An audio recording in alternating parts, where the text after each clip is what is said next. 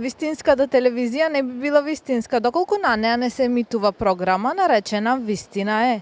Следува новото издание на редовната рубрика Вистина е на Вистинска телевизија. Презентираме факти, статистики, аргументи и други вистини. Овој пат во потрага по вистината за развојот на македонската современа книжевност. Вистина е дека македонската современа книжевност има длабоки корени кои се протегаат низ вековите, но своето модерно лице го добива во 20-тиот век, особено по Втората светска војна. Вистина е дека тогаш, по официјалното признавање на македонскиот јазик во 1945 година, се поставуваат темелите на современата македонска литература. Вистина е дека во тој период многу писатели и поети почнуваат да создаваат дела кои го одразуваат идентитетот, традицијата и модерните предизвици на македонскиот народ. Вистина е дека времето на социјалистичкиот реализам е обележано со литературни творби кои се фокусираат на теми поврзани со социјалната правда и општествените промени. Вистина е дека веќе од 60-тите години македонската книжевност почнува да се отвора кон нови правци како експерименталната литература и модернизмот. Вистина е дека тоа доведува до ослободување од идеолошките рамки кои дотогаш ја ограничуваа креативноста на авторите. Вистина е дека денес македонската книжевност продолжува да се адаптира кон глобалните текови, истражувајќи нови стилови и техники на пишување. Вистина е дека современите писатели се фокусираат на жанрови кои опфаќаат фикција, поезија, есеистика и драматургија, со теми кои вклучуваат урбани приказни, индивидуални и колективни трауми. Вистина е дека критиката на општествените и политичките состојби е еден од најчестите мотиви во делата на современите автори. Вистина е дека тие истовремено се обидуваат да истражат и современи македонски идентитети во контекст на брзите промени во светот. Вистина е дека делата на многу македонски автори денес се преведени на различни јазици и се признати на меѓународно ниво. Вистина е дека сепак македонската книжевност се соочува со предизвици како што се ограничената поддршка за авторите и намалениот интерес за читање кај младите. Вистина е дека македонската современа книжевност изобилува со значајни автори кои оставија траен белег. Вистина е дека меѓу нив се издвојуваат имиња како Блаже Конески, кој беше основоположник на современата македонска литература и македонскиот литературен јазик. Вистина е дека Ацо Шопов е еден од најзначајните македонски поети со длабоко влијание во македонската лирика. Вистина е дека Владо Урошевиќ ги истражува фантастичните и магични реалистички теми кои го прават уникатен меѓу писателите. Вистина е дека Лидија Димковска е современа авторка со дела кои се преведени на повеќе јазици и обработуваат интензивни и провокативни теми. Вистина е дека Петрем Андреевски, пак, со Пиреј остави значаен белег во македонската литература преку обработка на историски и идентитетски прашања. Вистина е дека македонската книжевност е своевидно богатство на литературни изрази и инспиративни дела кои го одразуваат општествениот и културен дух на народот. Вистина е дека и покрај предизвиците, креативната енергија на македонските писатели продолжува да го обликува литературниот пејзаж на Балканот и пошироко. Вистина е дека македонската книжевност се соочува со намален интерес за читање, особено кај младите читатели. Вистина е дека бројот на автори кои пишуваат и објавуваат своји дела се зголемува, но тиражите на книгите остануваат релативно мали. Вистина е дека македонските писатели денес се повеќе се присутни на меѓународната сцена со преводи на нивните дела на повеќе јазици. Вистина е дека новите технологии, особено електронските книги, стануваат се популарни, но не ја заменуваат традиционалната печатена книга во целост. Вистина е дека многу македонски писатели се занимаваат со критика на актуелните политички, социјални состојби во држава, обраќајќи се на важни прашања за идентитетот и правдата. Вистина е дека покрај проблемите со финансиската поддршка за авторите, некои издавачки куќи и книжевни фестивали продолжуваат да ја поттикнуваат креативноста кај младите писатели. Вистина е дека македонската книжевност се развива и во нови жанрови како научна фантастика, криминалистички романи и современа поезија, со што ја освојува новата млада публика. А вистината за тоа како новите писатели се справуваат со предизвиците кон патот за нови дела ќе дознаеме од писателката Катерина Василевска. Која беше инспирацијата за твојата прва книга?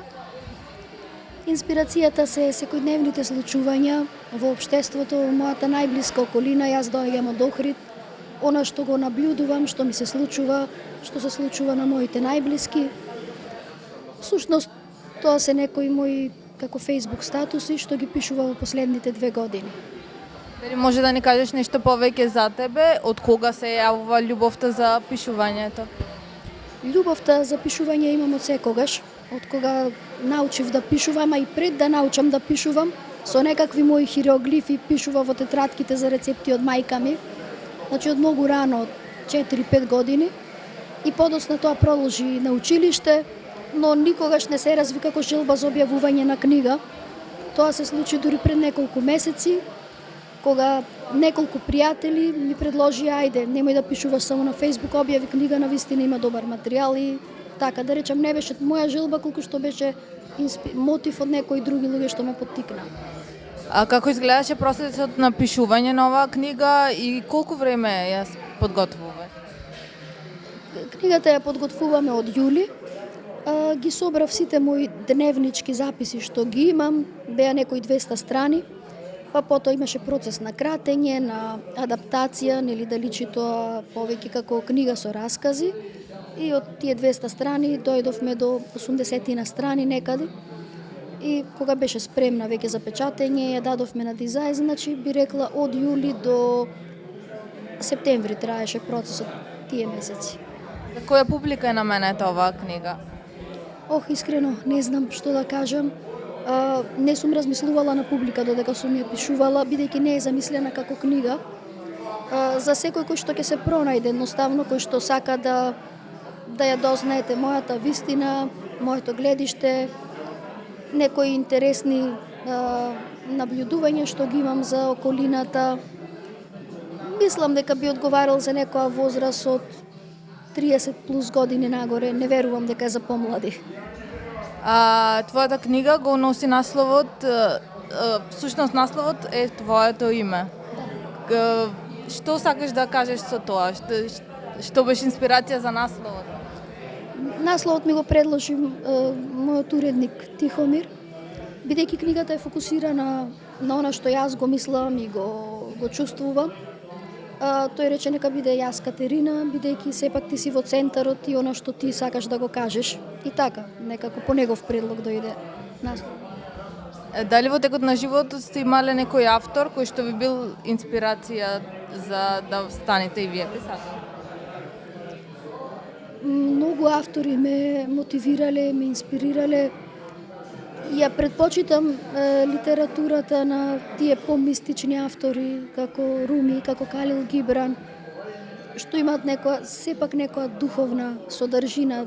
Тие обични бестселери, да кажам, обични книги, не сум ги обожавала многу никогаш.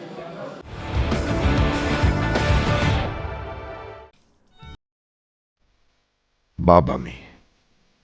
Стално кој ќе сум на некоја свадба, во орото се наоѓа по некој роден танчер, natural born dancer, кој не оди, туку чиниш лебди над подот. И ми теквит на баба ми. Велеа тие што ја знаеја дека била најдобрата оровотка во селото, прва на сите селски слави насред село. И јас ја гњавев да ме научи да играм оро, и таја ке ми речеше: сега го слушаш тапанон. Кој ќе почни да ти чукат во срцето, слушај што велит и нозете ќе ти одет самите. Каква алхемија? Не била баба ми оровотка селска, туку да те била алхемичарка. Ама тогаш не знаевме, таја стара, јас мала. Ама на тапанот па то ич не му сметаше, за да ми зборовит на нозете и да го чукат срцето.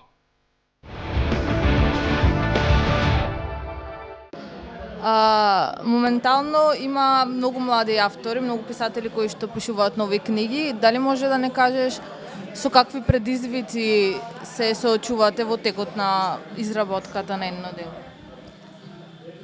Ете, повторно би рекла, аз не се доживувам како автор, како писател, никогаш тоа не ми било намера нити некоја цел. Јас прилично лесно ја подготвивме книгата, материјалот веќе го имав, со мала доработка на постоечките мои текстови, ја издадовме книгата. Книгата е само финансирана, значи јас целосно ги покривам сите трошоци од издавање до дизајн до уредување. Мислам, но јас сум така веќе во некоја возраст каде што работам, заработувам и можам тоа да си го допуштам. Мислам дека за помлади луѓе и за луѓе што не се вработени, веројатно главен предизвик се парите. Тие морат или да бараат спонзори, или да аплицираат за проекти некаде за да може да ја издадат книгата, бидејќи не е ефтино, така околу 1000 евра чини едно издавање на некој минимален тираж. И сега секој што може да ги обезбеди тие средства, нема друг предизвик. Парите веројатно се најголемиот предизвик и понатаму пласманот, доколку сакаш да заработиш така и да повратиш дел од средствата, бидејќи јас не сум насочена нити кон продажба, нити кон заработка од таа книга, работам нешто сосема друго. Не можам да речам дека имав некој предизвик во таа смисла. Вчера имаше промоција на твојата книга. Дали може да ни кажеш импресии, како си поминав? Па импресии го изгубив гласот, како што гледате обично ми е попријатен. Многу сум задоволна, дојда мои пријатели кои што живеат во Скопје, со кои што се дружам од забаваче до оваа возраст. И многу се радувам што на тоа место се собра толку многу луѓе од сите периоди од мојот живот. Беше пријатна, топла, една фамилиарна атмосфера и дел од мојата фамилија беа тука. И многу се радувам што тоа беше такво за убав настан, за прекрасен настан, а не стануваше збор за погреб. Обично се собираат сите тие луѓе кога се на погреб. Ретко за вакви убави настани ме радува што ги предухитривме и се најдовме за една убава работа. Да се видиме додека сме живи, здрави и свесни. Дали знаеш дали има заинтересираност за твојата книга до сега? Па искрено јас отпечатив 100 примероци, тоа е минимален тираж што може да се отпечати, не сакав да ризикувам. Сепак не сум некој познат писател. Вчера продадов околу 30 на книги, значи тие присутните сите заедно по една книга. Книгата е 300 денари, ја имам кај мене, ќе се обидам да дистрибуирам по некои книжари. И тоа, се надевам ќе успеам да продадам 100 примероци. Дали во иднина може би се гледаш како писателка, бидејќи како што кажуваш, тоа е само твое хоби и во тоа уживаш. Дали може би го гледаш како твоја професија во иднина? Не, како професија не го гледам. Во Македонија премногу е мал пазар за да може да се живее од тоа нешто. Тоа што го работам, мене ми е доволно добро за да не барам други професии, но како хоби или доколку соберам повторно текстови кои што се вредни да бидат објавени во консултација со поискусни луѓе, може би објавила пак нешто, но не како професија, како хоби пред се. Која е пораката? Дали има некоја порака книгата и која е? Пораката е да бидеме добри кон себе си, да бидеме љубезни со себе си, со другите околу нас. Ако можеме да направиме добро, да го направиме, ако не, да не правиме лошо. Навистина живееме во тешки времиња, особено во нашава држава е многу тешко.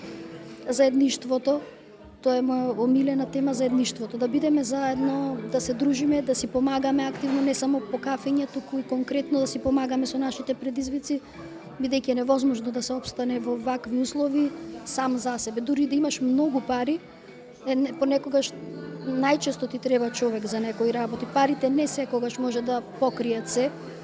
Да го држиме тоа заедништво и да не го губиме во оваа брзина, во оваа трка по опстанок и некое лудило кое што владее наоколу. Јас имам среќа да живеам во многу бавен град како Охрид и таму има повеќе простор за да се развијат некои дружби и поблиски односи со луѓето таму. Но во Скопје ова што го гледаме невозможно. Јас не знам како живеат луѓето во оваа брзина тука, барем однадвор изгледа пренапорно за еден нормален живот во кој што би се развило заедништво и квалитетен живот. Охрид е еден од поубавите градови во Македонија. Дали тој родното место ти представува инспирација за пишување? Апсолутно, да.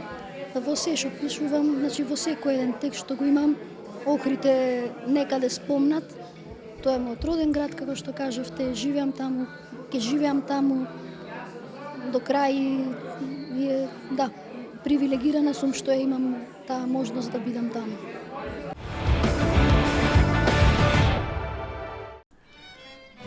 Додека се вари слатконо.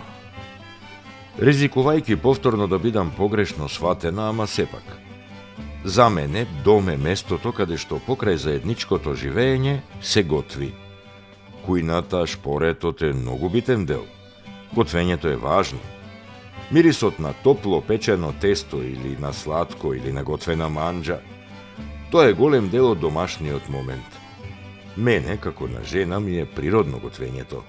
Да го осмислам јадењето, да го сготвам, да го поставам, да ги маѓепсам домашните со вкусна храна. За време на заедничкото јадење се често најубавите споделувања. Пријателките што ги имам ме сметаат за обседната со готвење и со храна, ама штом седнат на маса, одма е друг моментот. Ниедна дружба во ресторан не може да замени домашна дружба околу маса. Особено кога поголем дел од храната е од бавчата. Со модернизацијава и со готвена храна достапна на секаде по ниски цени, се уништува овој фин момент на заедничко готвење и јадење. Или со ресторани ве за гости. Друго е гости дома да пречекаш, друго е во ресторан. Барем јас така си мислам, што знам, може не сум во право. Јас сакам да поминам 2-3 часа в кујна и да сготвам јадење за некој гости. Особено кога е лето и сме надвор и директно од бавча на маса. Па оган се пали, па се пече и така.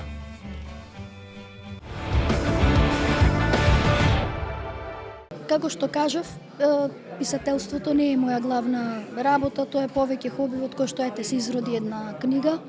Мојот главен ангажман, од кој што живеам веќе долги години, е туризмот. Работам како туристички водич, се среќавам со многу култури, со многу различни луѓе кои што ја потврдуваат и мојата мисла дека Охрид е навистина прекрасен град, дека Македонија е прекрасна држава.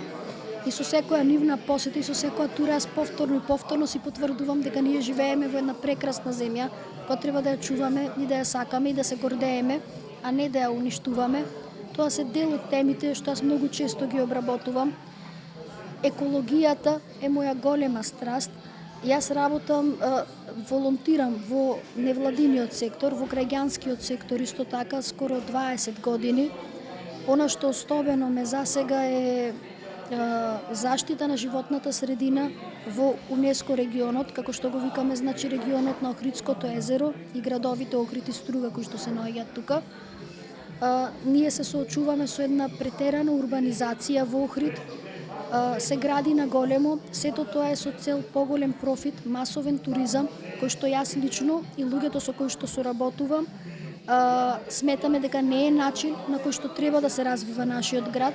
Сметаме дека ние треба да развиваме еден автентичен, еден природен туризам, кој што никако нема да иштети на околината, туку ќе ја промовира. За жал, тоа не е она што се случува во Охрид и тоа е тема која што многу ме засега.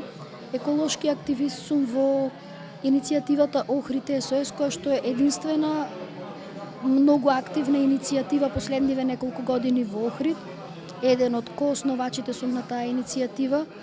За жал, ние како иницијатива не можеме да направиме многу, можеме само да се потрудиме да ги освестиме луѓето дека доколку го уништиме езерото и ја уништиме природата наоколу, нема да има ни туризам. Не само масовен, никаков туризам нема да има и при тоа ќе биде многу грдо за живење. Ќе се претвориме така во еден обичен сив град, какви што веќе ги имаме во Македонија, а Охрид има потенцијал да биде многу повеќе. Многу од моите раскази во книгата ја обработуваат оваа тема, бидејќи секојдневно се соочуваме со тоа, нели? Исто како што и вие во Скопје имате доста еколошки предизвици, ние во Охрид ги имаме се повеќе. Исто така, тема која што провејува низ моите раскази, покрај екологијата и убавините на Охрид, е значи, мојот живот како самохрана мајка. Мајка сум на 11 годишно дете. За жал, таткото пред скоро време почина и навистина е многу тешко во Македонија, дури како фамилија да обстаните, а камоли како самохран родител. И сепак Охрид е една затворена средина каде што некако самохраните се дружат со самохраните. За жал, сме на некој начин маргинализирани, да не речем отфрлени од мејнстримот. И тоа е тема со која што секојдневно се соочувам, ја обработувам, живеам со тие луѓе и исто така сметам дека многу треба да се работи во таа насока на социјална правда, на обезбедување на убава околина за живот и на луѓето кои што ја немаат среќата да растат во целосни комплетни фамилии со поддршка од многу членови на семејството. Значи и ние заслужуваме да имаме еден нормален убав живот. Иако сите се соочуваат со предизвици, не само ние, но кај нас навистина е малку повеќе. за крај, дали имаш некоја порака за гледачите, исто така и да им кажеме каде можат да ја најдат, да ја набават твојата книга? За сега е во книжарницата Или во Скопје. Исто ја имам јас. Се надевам уште во некои книжарници ќе ја примат, но сега во моментот не знам кои би биле тие. Порака да се сакаме, да си помагаме, да веруваме во Господ и да му допуштиме да влијае врз нашите животи онака како што треба да бидат. Ја дознавме вистината за патот на создавањето на ново книжевно дело, а со повеќе интересни факти се гледаме во наредното издание на Вистина е.